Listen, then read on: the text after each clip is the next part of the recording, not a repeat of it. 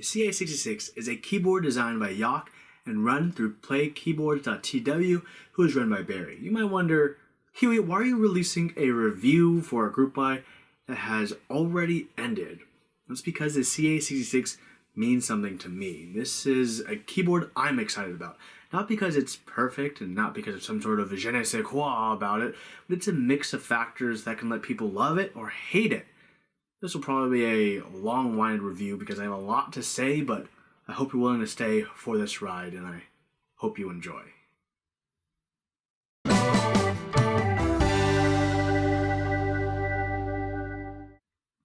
Chapter 1. History before the CA66. Did you ever hear the tragedy of the IBM PC Junior? Perhaps not. It's not a story IBM would tell you. An IBM tragedy. The IBM PC Junior was a computer with such high expectations it affected the market drastically before it even released. Touted to be such an advancement in computing, it would kill off the competition. Personal computing at home was a future that CEO John Opel described as inevitable as the sunrise tomorrow. Ironic, IBM could influence the fate of others, but not themselves. While the standalone history of the IBM PC Junior is interesting enough to merit its own video, this is a 1984 event we can briefly cover. 1984 faced its fair share of troubles. Gandhi was assassinated, Ethiopia had a famine, a petroleum factory in Mexico explodes, US banks begin to fail, Typhoon Ike hits the Philippines, and IBM gave us the PC Junior. When the PC Junior first shipped out in March of 1984, it truly changed the world in demonstrating how bad hype could be. The overpriced and overhyped computer included this keyboard, which won the #1 spot on PC World's worst keyboard list in 2007. At the time, this chiclet-style keyboard was hated by everyone who purchased it, and the real sucker punch was the Model F was in concurrent production, and that keyboard was exponentially better. This was supposed to be a computer for the home market, and that makes me think the engineers responsible for this keyboard must have come from the most abusive homes in order to design this monstrosity. This keyboard is one of, if not the worst, chiclet keyboards in the world. Bad spacing, bad keycaps, bad switches, weird layout. The switches felt like wet newspapers drenched in motor oil. It's not surprising that months later, IBM promised they would replace every keyboard, costing the company over $500,000. How about the revised and improved keyboard? Was it any better? I mean, it sure was, but it was by no means great or even good. In fact, for many, it was barely passable. It's like the old keyboard killed a Model F and decided to wear its face around. You may see the face of a Model F here and there on top, but you still see that crazed eye of the PC Junior underneath, and the dripping blood through the keycaps. You know there's still a horrible monster underneath. But this keyboard here, despite all of that, is the father to our CA66. We can see the round backside, the pencil edge, the general layout, and the badge. It's all there. You can see the parts and pieces that Yock took as inspiration and notes for the CA66.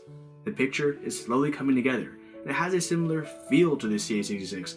A resemblance, you would say, is between someone and their own grandparents. Chapter 2. The CA66, the devil is in the details. On Tuesday, October 3rd, 2017, the CA66 Round 1 interest check started on Geekhack. The first thing people saw when they opened the interest check for the first time was the phrase, "This keyboard is inspired by an old IBM keyboard called PC Junior," followed by a picture of the PC Junior. Yikes! So despite the PC Junior's miserable legacy and equally miserable keyboard, what went through Yock's mind as he put his mind to his computer and drafted the designs, you may wonder? Why? Honestly, it was just the love he felt when he looked at the keyboard. With translated help, he told me that, quote, "I fell in love with the PC Junior immediately when I got it. Great layout, perfect aspect ratio and radian. By remaking the layout a bit, the basic frame of the CA66 was formed." And yeah, we can definitely see the influence, the gentle curve on the back, the low, practically inoffensive typing angle, the ledge, the badge. These are what you'd use to describe both the PC Junior and CA66 aesthetically. And I think Yock really hit the mark on the inspiration. This is perhaps the best way to draw the inspiration, without being bogged down by the history of the PC Junior. You can use and nod to the existence of the PC Junior without needing to be constrained by it. Although, speaking of constraints, the CA66 was very constrained by expectations. What do I mean? Well, when you ask people in the community about the CA66, they'll say it's a Chinese custom keyboard before they say it's Yock's custom keyboard. If you ask about Dock or LZ boards, those are already just Korean customs. It's quite common in our community to typecast keyboards to certain characteristics we may expect out of the country of origin or certain geographies. In a way, we almost rob some designers a sense of individuality for our own convenience, while empowering others to escape expectations. The CA66 Round 1 was bound by expectations of being a Chinese custom, but what exactly does it even mean? Well, this almost dismissive view usually involves views that these boards will be made with shoddy QC, poor PCB quality, questionable anodization, inconsistent finishes, potentially damaged cases, and a general lack of polish applied to the final product. It fosters a certain outlook that many in the keyboard community use to restrict themselves, for better or worse. When the group I launched, the details were set out in front of us. Barry of Playkeyboards listed out the PCB layouts and 6 key features. Anodized aluminum plate, case, and PCB. 2 top versions, an HHKB-like and a Win keyless-like version. RGB LED indicator, Type-C port, TMK online editor made by Yang, and we were told 3 more options were to be decided, whether or not there'd be a brass plate, if there'd be QMK support, and of course final color options. A plethora of pictures and updates really made this an impressive and quick-moving interest check. A lot of pictures were constantly updated, and overall Barry was pretty active in answering questions and allaying concerns. So overall, I think this would be a pretty good interest check as things go. So finally, on January 14th, the group I launched with a lot of great details. The base price was $275, and included in this was the case, an aluminum plate, PCB, and a brass badge for those who chose the HHKB layout. Color options were black, silver, and gray for the case, with red, blue, gold, or silver for the plate. In addition to the base price, there was $45 shipping fee worldwide and a 4.4% PayPal fee. Overall, that puts you at $320 plus the PayPal fee. Not too bad. But there are always a little bit of extra somethings for those who want to take their CA66 to the next level, as I did. When you look at the additional costs, they can definitely add up. Custom colors were an additional $16, which included another gray, blue, dark red, brown, and rose gold, purple. A brass plate was $22. Of course, you would also receive the aluminum plate with your order, which was very, very nice. The titanium badge was $26. And an additional PCB would be $27. There's no quantity limit for any item, and the group buy was open for a whole month, with orders being closed on February 15th, and a shipping estimate to commence on May 15th. There were also PCB details released as well. The black PCB had gold pads, Type-C, south-facing in-switch LEDs, yay, RGB and animations for the LED strip, TMK and QMK support, and a flashing guide, making it nice and simple. With prototype pictures of every color available, it was much nicer than what we normally see, which is, here's a square of aluminum with this color anodized on it. Yay. And the reason of this is there was a Chinese group buy beforehand. They call it the Chinese group buy, and then this one's International Round 1. And from that, we already had a lot of samples that we could draw from and look at pictures of people building them up. So, I was drawn in right away from the interest check, and I ordered the CA66 as soon as I could. I ponied up a pretty penny. Brass plate, extra PCB, HHKB top, titanium badge, rose gold, baby. With all the great details unveiled about the keyboard, how did it turn out? The projected shipping date was May 15th, which seemed to be about alright. I received my keyboard on May 29th, so it's not far off from shipping date, assuming it took about a week to get to me from China. All in all, I'd say that's pretty good. Upon receiving my CA66, I quickly built the keyboard up and was very, very excited. I knew it wasn't a perfect keyboard, not perfect for me and not perfect for many others, but still a great keyboard in my opinion. There are factors to love and hate about the CA66. Chapter 3. Ambivalence. The CA66 is nice, but can seem lacking upon close inspection. What it lacks aren't issues that cause someone to say, that gives it character. But what it lacks is the polish that would make The full potential of this keyboard, very relevant and very present. The anodization does not feel as beautiful as it looks. This rose gold, absolutely beautiful looking, but there's a rough graininess that permeates the surface, making it truly never feel like the most supple of anodizations. At least it's very consistent all throughout.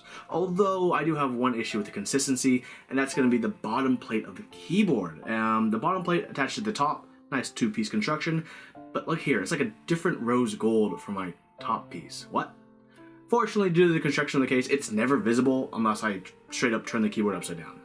So let's talk about the construction of this case that I just touched upon. The case is very simple. Two-piece construction. Bottom panel, hold on by 6 screws to the top. Opening up, we see all the space inside. With all that space, I'd say it's not as hollow as most people would expect, but it's still very hollow, and I'll address the hollowness within this review. But before we throw this bottom plate aside, let's look at this engraving, avec corniche. And I'm no fancy Frenchman, but according to the French Canadians I know, and Barry, this means with ledge, referring to the ledge up top. That's not only for style, but for substance if you care to leave a pen or pencil there. Unlike the PC Junior's corniche, these edges are sharp at the ends, which contrasts with the gentle edges of the keyboard. The sharpness in the corners makes it feel kind of unpolished and unfinished when everything else is just so rounded and smooth on all these gentle edges of the CA66. Secondly, on the back, you'll find 2 very large strips of rubber to make sure this keyboard isn't sliding around when you type. I'm a fan of these style of rubber feet, and I think they work extremely well. A+ in this regard from me. Now let's dig inside to this meat and potatoes and see what we find. Inside we find the plate, PCB, and daughter board. And let's start with this USB port daughter board, because this is definitely one of those sour points of this keyboard. While I think it can be universally agreed that USB-C is a nice touch, the USB-C port is only available on the left side. No other choice. The daughter board has 3 mounting points under the case to make sure it's nice and secure when you're thrusting your cable in. The truth of the matter is that the USB port on the CA66 just has to be something that you accept, something that you live with, and honestly, that's a defeatist attitude, but that was a design choice made for this case, and it's a really odd design choice because the PC Junior has a port on the back and not the side. Yeah. Connecting the daughter board to the main PCB is a small little cable here, which does the job, although once again, the sour point, another complaint, these end connectors. Because there are none. The ends just kind of friction fit into the ports, and that's it. End of story. It's not all that bad, but when it all is said and done, I would have been much more happier if I was provided with a JST-SH connector, similar to the kind of connectors found on an HHKB, or Real Force board. The plate is top mounted and secured by 8 mounting points. As a random Huey note, there is one thing I'd love to applaud to Yock, and it's the 8 screws for the plate and 6 screws for the case. They're all the same. Yep, same bit size, same depth, all interchangeable, nice and easy. With 8 points, the plate is firmly top mounted and will feel pretty good. The PCB is nice and simple, with the star of the show, ding, being the SMD RGB strip. Building the PCB up was easy enough with no major issues. The PCB now supports QMK, and everything is about simple enough with plenty of options to split plenty of keys. Also on the inside, you'll notice one random screw in this corner over here, and of course, this random screw is for the badge, which was offered in brass or titanium, and only for the HHKB layouts. Although, real quick touching on that, the 2 layouts, HHKB-like and when keyless-like. One features a badge, one doesn't. I think it's kind of obvious enough which one you should probably pick. The badge. The badge.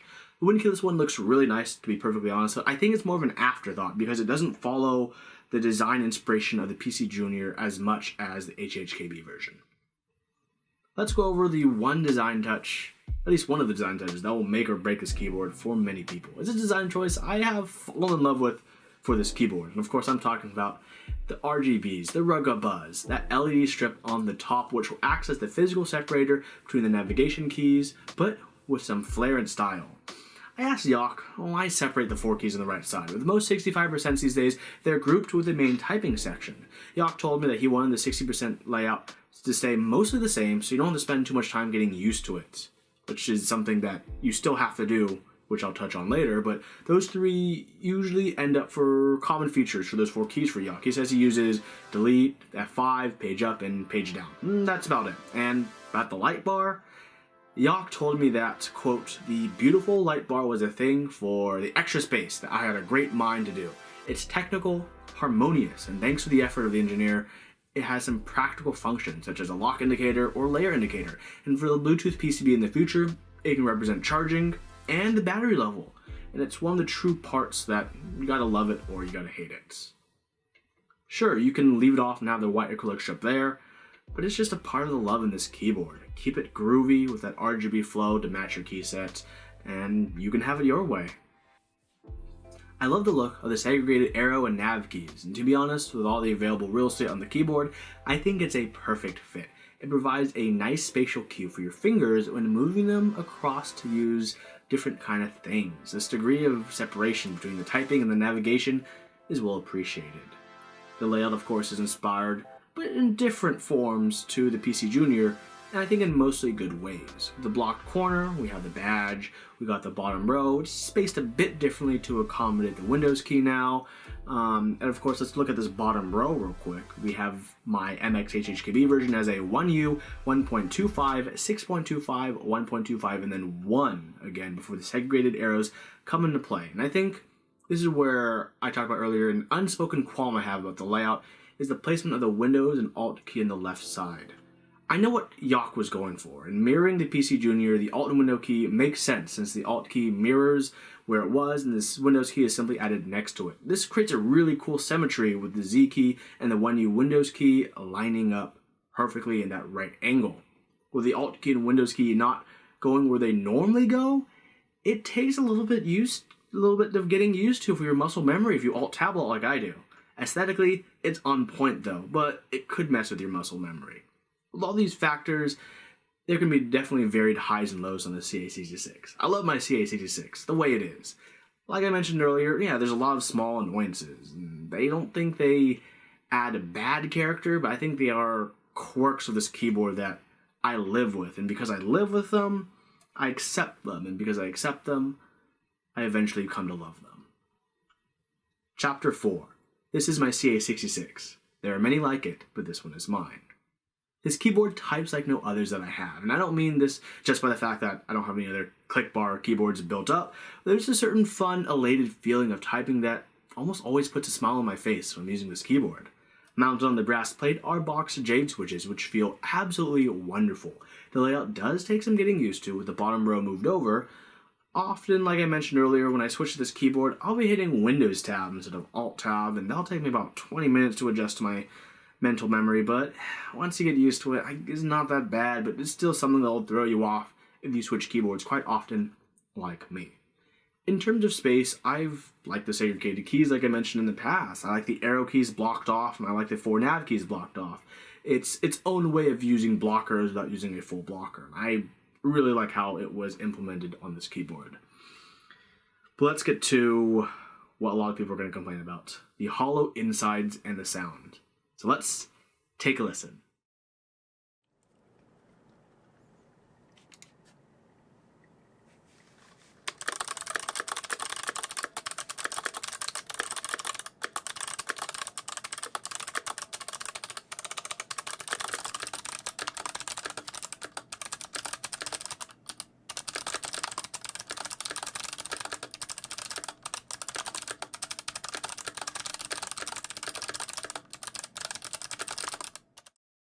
The inside definitely makes for a sound chamber that many may not like, and that's why I figured for me it was the most natural choice to use thick click switches for a satisfying clicky keyboard, since it seems it would use the sound chamber to the best of its ability. In my opinion, it did. Many decide to fill the case with sorbethane, craft foam, or a plethora of other sound or vibration dampening materials, and I just didn't. So, box jades, and I wanted to turn this hollow space into a wonderful, wonderful clicky experience.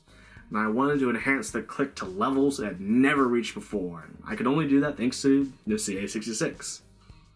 This is a box click bar switch at its absolute peak that it could go. A lot of people aren't into clicky switches and aren't into click bars, and I think that's fair. That's a great preference. But if you like click bar switches, you like clickies, a combination like this is an absolute delight to try out if you've never tried it out before. I will concede that the hollowness definitely is not a favorable choice for many in the community, and I also don't think it forces you to use a clicky switch like I did. I think sound dampening solutions inside the case could drastically help the sound, as well as the choice of switches and how they're modified. But all this takes more and more work, and for a keyboard like this, that kind of depends on you yourself, on how much you're willing to do. Real quick, the box shade switch has been mired in controversy from day one, and I'll get everything out of the way right now. Do my switches have any extra drag, resistance, or difficulty returning from a press? No. Do I have any cracked GMK stems? No. Good sign so far, especially since it's my favorite click bar switch, and that works out for me. And typing experience overall, great. The dense and firm top-mounted plate works wonders with the Jades. The typing angle hasn't been specified, but it's so low, it's just, you just go for it. You kind of can't use it with a wrist rest, in my opinion. All wrist rests I've seen and tried with this board are just too high and kind of actually make it uncomfortable. This is a no wrist rest kind of board. But I can still use this keyboard day in, day out and be really satisfied with it. I do have a spare PCB and aluminum plate, so I'll definitely be doing another build once I decide what switches to use, and that'll be a pretty fun stream in the future. I think the overall experience of this board is incredible. The look is amazing, the feel of typing is amazing, but there are, of course, all these small issues here and there that nitpick at you. The anodization quality for the roughness, the USB port, the connector cable. There's a lot of small things I wish they definitely touched up upon, but I don't let the annoyances or issues hold back or define the character of this keyboard. The element of uniqueness is powerful to me, and my CA66 looks and feels like nothing else in my collection.